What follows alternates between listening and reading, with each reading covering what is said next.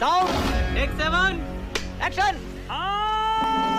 Tughlaq road, Babar road रखने से कौन सा कल्याण हो रहा था? मैं फिर कहूंगा, अगर इतना ही कल्याण हो रहा था तो अटल बिहारी वाजपेयी जी क्या देशद्रोही थे? उन्होंने क्यों नहीं बदला?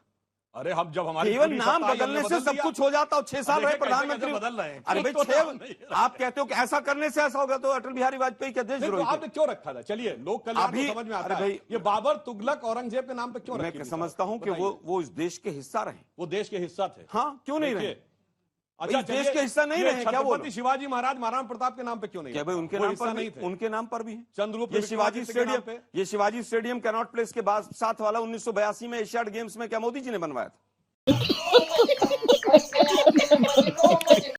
ये तो ट्रेलर है अभी।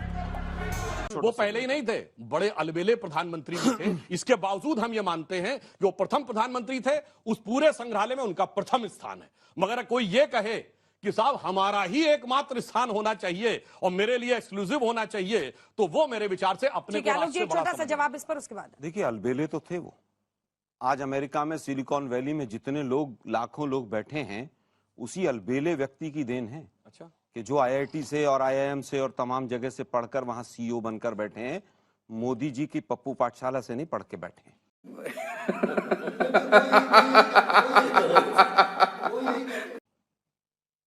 मोदी जी के वडनगर के स्कूल से नहीं गए हुए।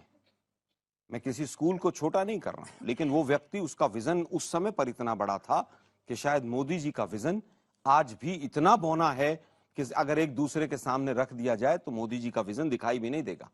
मोदी जी का विजन बस 80-20 तक शामिल है। अब जो लोग कह रहे हैं कि साहब वो तो शपथ इसकी ली थी, उसकी ली थी, भाई 47 में तो देश आजाद हो गया था।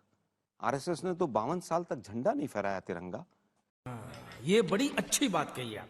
2 रंग होने चाहिए। 2 से बड़ा लगाव है आरएसएस को। 200 का नोट आएगा, 2000 का नोट आएगा। 2 से बड़ा विशेष प्रेम है आरएसएस को। उसकी कहानी किसी दिन फिर बताएंगे अंजना जी के शो में। दिक्कत यह है कि 1946 में जब हमारा संविधान नहीं था तो किसकी शपथ लेते?